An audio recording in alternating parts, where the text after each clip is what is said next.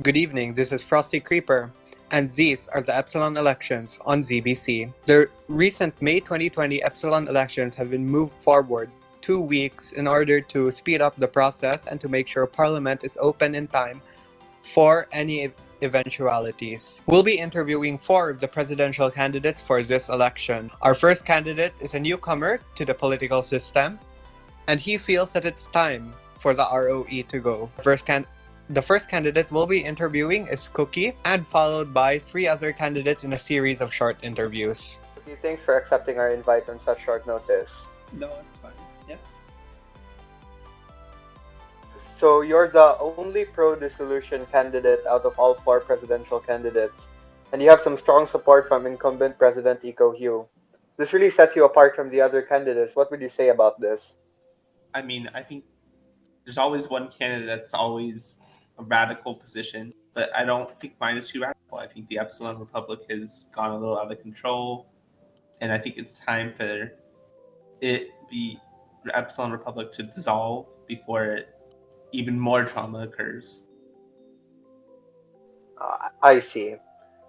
You aren't usually very active in Epsilonian politics. If I'm correct, this is your first time running for any office? Yeah, this is correct. I felt that now was the time to do something. I figured Cacto or Echo tried to do a dissolvement, but it didn't really pan out. Nothing really worked. So I figured I would try to do it and try to get it done. Yeah, that's fair. So you are the only pro-dissolution ticket this election. If the motion to dissolve the ROE fails in Parliament, what will you be doing? Will you be resigning, or do you have any other plans for the future of Epsilon? If pro-dissolution fails, I would try to adopt what Vulpy is trying to do. Maybe not the exact same thing, but make it a solely community build project. So no politics, no departments of transit, departments of foreign affairs, like solely just about the capitals, like just about a city, like say GSM Town or another community build project. Lastly, this is a question that many anti-dissolution supporters have had in their minds. Why are you campaigning for the dissolution of the ROE? Is there a specific reason why you think leaving the ROE wouldn't be enough? Do you think that if you left, it would get into more trouble, and that the only solution is to dissolve it? I don't think leaving would do anything. I'm just one member. And I don't want to name anybody specific and call out any any specific drama, but like I feel that eventually as MPOs run their course, they become drama, like an immense thing of drama, an immense pool of drama, and I think the Epsilon Republic has unfortunately become that, and I feel that I want to put a stop to it before anything worse comes. And again, I'm not calling out anybody. I'm not meaning to be mean to anybody. Before any other warnings or bans or anything else comes, anything worse than what has comes out of it. What do you have to say to anti-dissolution candidates and their supporters? How would you convince them that dissolution is like really the only option? I mean, most people are very against the dissolution.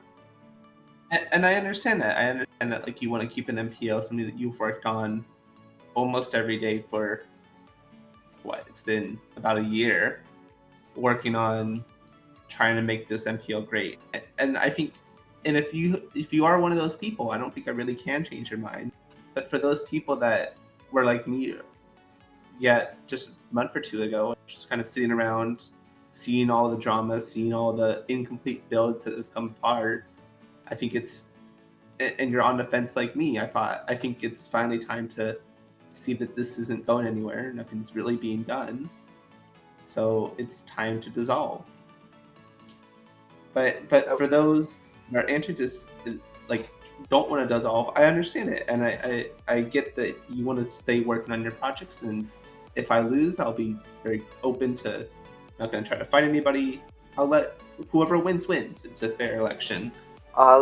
Just a very last question. Do you think this is a systematic problem that occurs in server-wide MPOs, or do you think it's about the specific people that you let into an MPO? It's a tough question, because if you let everybody into the MPO, then you can say it's a server-wide problem. But you can't be restrictive in who lets in, lets out, or who you restrict.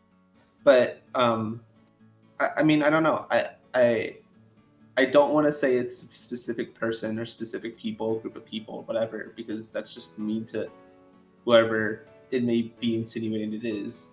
And it could be a server-wide problem. I mean, maybe the League of Cities, the UC, it eventually just like, it did what it wanted to do, built roads, built bus terminals, built whatever, but eventually ran its course, and it eventually just had to go away.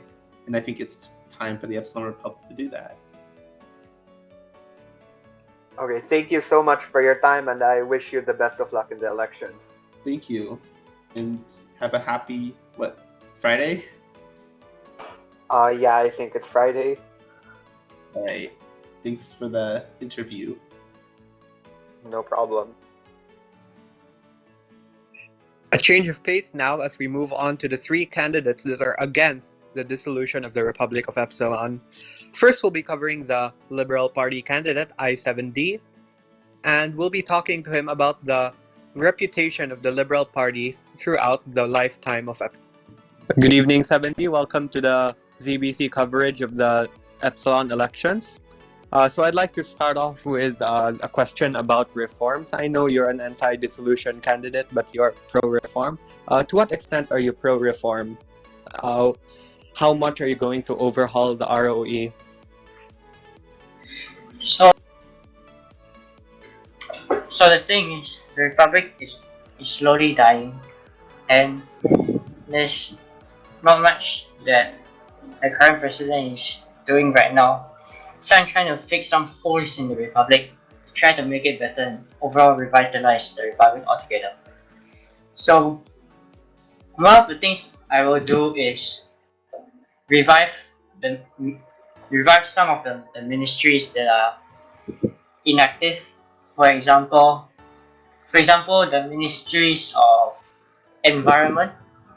To be honest, it's not really doing much, so I can step in and try to help them in, for example, promoting the greenery around towns, making trekking routes across cities, and helping to make parks better.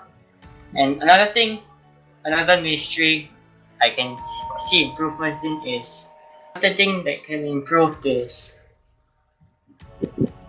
the transport. To be honest, there's not much going in the Ministry of Transport, so what we can do is assist connect some towns together by planning new transport routes everywhere. So I hope these adjustments to the ministries can be a step to revitalize the Republic together. Another thing we will do is reconsider seats. I know last time when Echo was in power, they tried to reconsider seats. I can't remember what happened then. It was so long ago.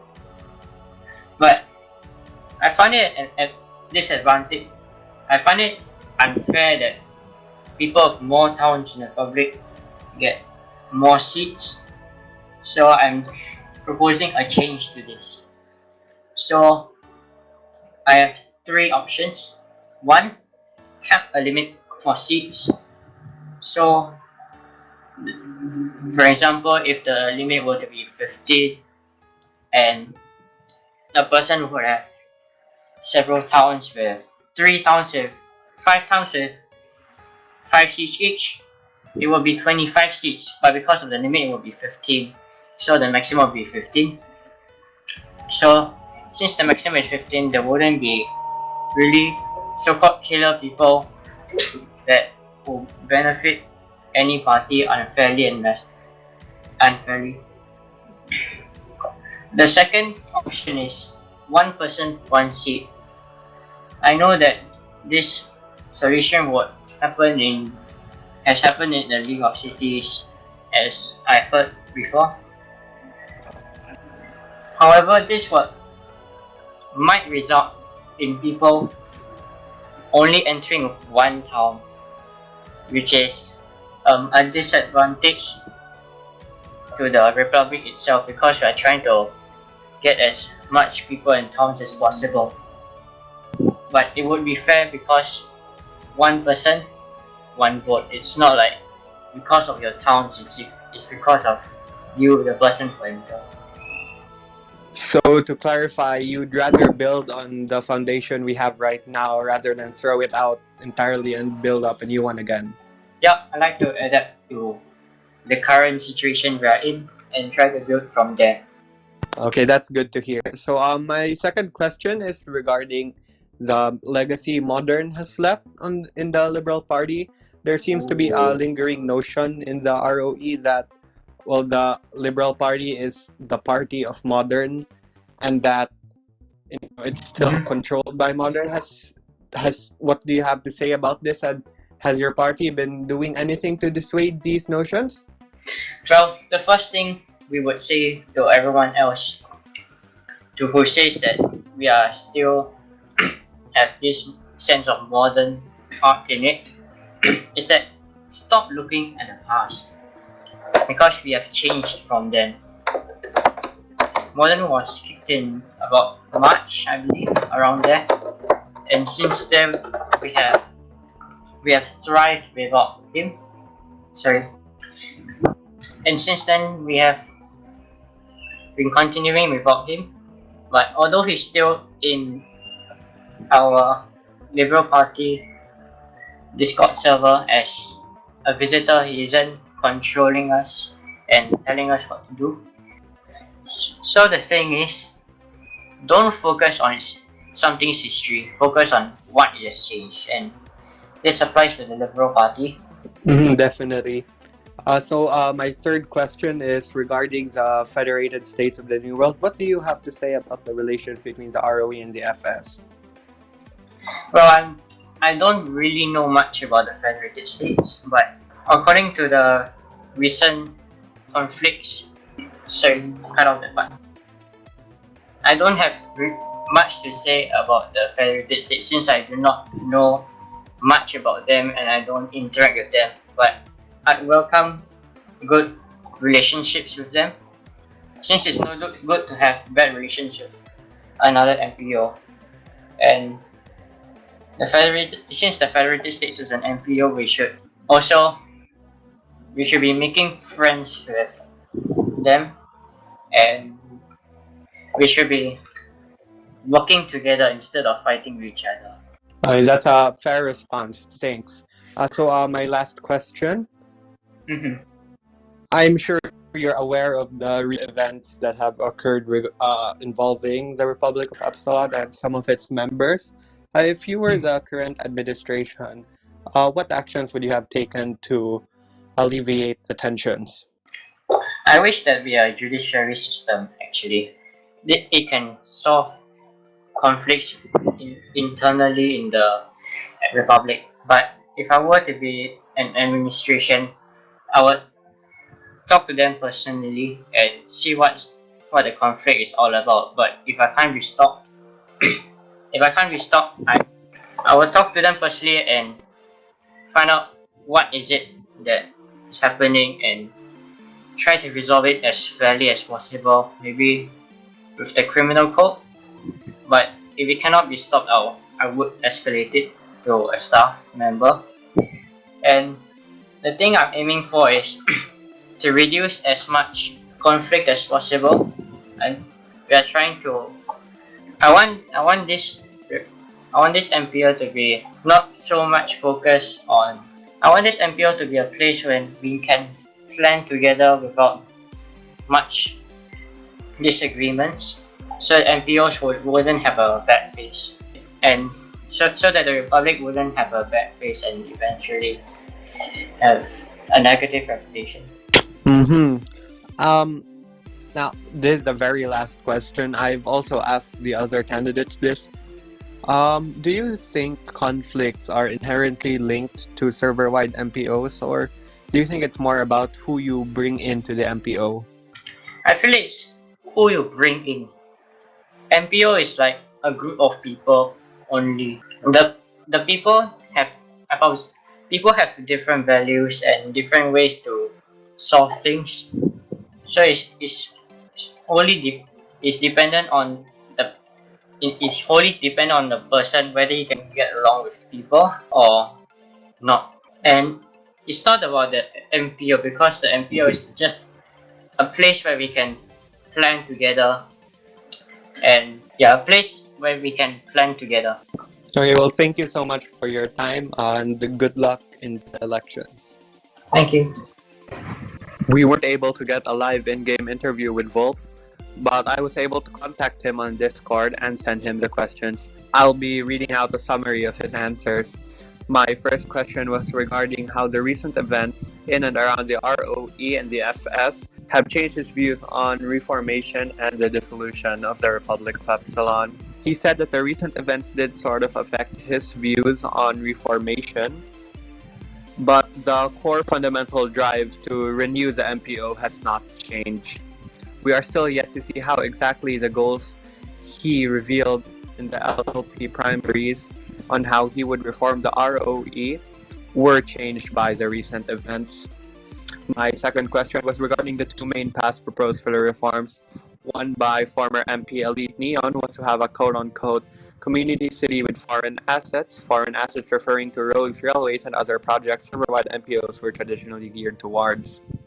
The other proposal proposed by MP John G was to refocus the Republic on the capital, yet still considering member states an integral part of the Republic of Epsilon, in stark contrast to the proposal made by MP Elite Neon.